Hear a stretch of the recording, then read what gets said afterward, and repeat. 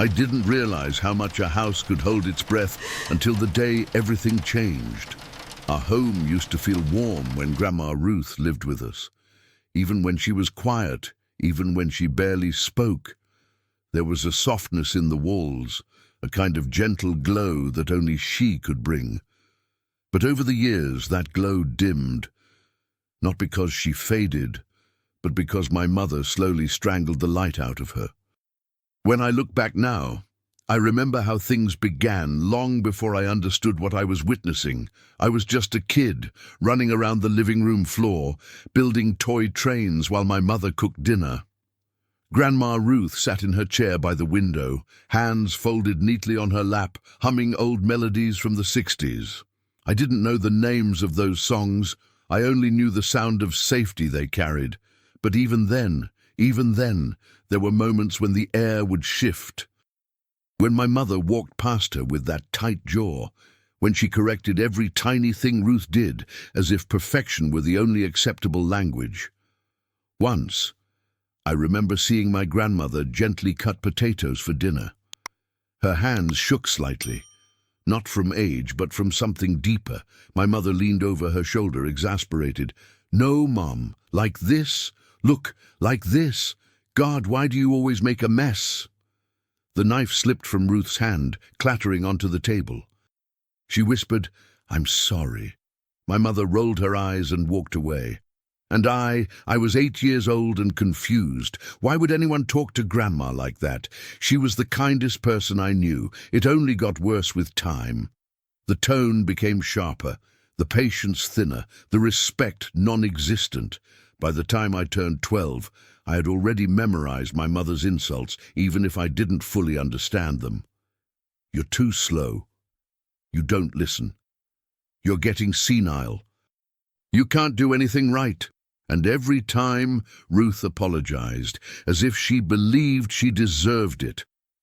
I can still picture her hands, thin, delicate, almost translucent, moving quietly across the table, folding napkins, wiping counters, doing the small tasks my mother insisted she wasn't capable of. But the truth is, she did them because it made her feel useful, because she wanted to help, because she loved us, and because she was terrified of being in the way. I learned that fear has a sound. It's the sound of someone taking shallow breaths when footsteps come down the hall. It's the sound of silence after someone says, "You should have never moved in with us." It's the sound of a heart shrinking. I didn't understand any of this back then. I just lived through it without knowing how much damage was being done. The turning point came when I was 16. I remember walking into the living room and seeing my mother standing with her arms crossed, anger etched across her face, while Grandma Ruth stared at the floor. "What did I tell you about touching my mail? What did I say?" I thought it was a bill. "I'm sorry." "You're always sorry," my mother shouted. "You weren't a good mom, and you're not good now. You ruin everything." And that was the first time I saw Grandma Ruth's eyes fill with tears. Not because of the words themselves. She had probably heard worse growing up, raising my mother alone, struggling to survive, but because of who said them. Her only daughter. I remember stepping between them, trembling with confusion. I didn't have the courage to defend her back then. I only managed a small, "Mom, that's enough." But it wasn't enough. Not even close. As the years went by, Grandma Ruth's health declined. It wasn't sudden. It was slow, like the soft erosion of a quiet shoreline. She became tired more often. Her steps grew shorter, her voice grew softer, and the softer she became, the louder my mother's cruelty sounded. "Sit down. You're going to fall." "No, not like that. How many times have I taught you?" "Do you even listen when I talk?" "She can't do anything without messing it up," she'd say to her friends on the phone, all while Ruth stood in the next room, pretending she didn't hear. I wish I had done something sooner. I wish I had recognized the signs. But sometimes the people we love the most blind us the most. What my mother didn't know, what she never even suspected, was that Grandma Ruth heard everything. Every insult, every sigh, every moment of disappointment. I didn't know that until later, when she told me herself, with trembling lips and watery eyes, and a voice as fragile as paper. Things got worse last winter. Grandma Ruth lost a lot of weight. She grew dizzy and frail. Her hands shook when she tried to hold a spoon. She slept more. She smiled less, and my mother, she became impatient, restless, irritated. "There's only so much I can take," she muttered one evening. "She's draining me. She's always been like this, clingy, helpless. She's lucky I'm even trying." That night was the first time I felt something heavy settle in my chest, something close to hatred, not for Grandma Ruth, but for the way my mother twisted the truth to make her look weak, useless, unlovable. Then came that night. The night everything shifted. The night I became the witness no one asked for. The house was unusually quiet. I had come home earlier than expected. The kitchen light was off, and the only sound was the faint creak of floorboards coming from Grandma Ruth's room. As I walked down the hallway, I heard my mother's voice, sharp, controlled, cold. Something inside me tightened. I reached into my pocket and grabbed my phone. I didn't plan it. I didn't think. My thumb just pressed the record button, almost on its own. I moved closer, standing just outside the door. Inside, my mother towered over Grandma Ruth, who sat hunched on the edge of the bed, her shoulders trembling.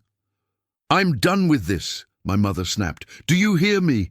Done! You were a terrible mother, a selfish mother, and now you're a burden I never asked for." Grandma Ruth's voice cracked. "I'm sorry. I didn't mean to." "You never mean to. You never meant to ruin my life either, but you did. Look at you. Look at what you've become." "I should have put you in a home years ago." My grandmother's hands shook uncontrollably, not from age, from heartbreak, from humiliation, from realizing her daughter didn't see her as a mother anymore, just an inconvenience. "I loved you," Ruth whispered. "I tried to be good to you." My mother scoffed. "Yeah? Well, you failed."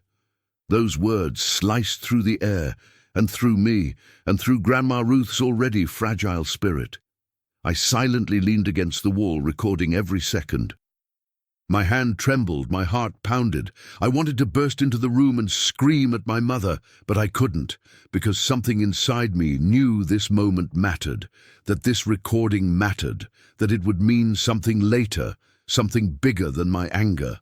My mother stormed out a moment later, brushing past me without noticing I was there. Grandma Ruth didn't look up. She didn't know anyone had heard. She folded her hands and stared at them as if trying to hold herself together. That night changed everything. Over the next week her health plummeted. She barely ate, she barely moved. She spoke less and less, retreating further into herself.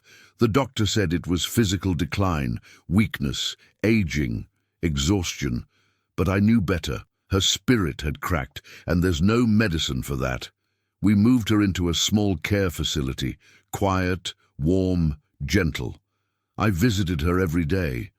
My mother visited only when necessary, and every time I saw Grandma Ruth, she seemed smaller. More tired, more faded, like she had spent her entire life holding herself together and had finally run out of pieces. One evening, I sat beside her bed and held her hand. She looked at me, really looked at me, for the first time in days. Her voice was faint. Did I make her angry again?" "No," I whispered. "You did nothing wrong." But she didn't believe me. Of course she didn't.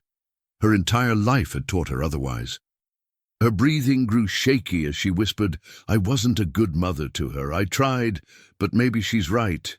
Maybe—" My throat tightened.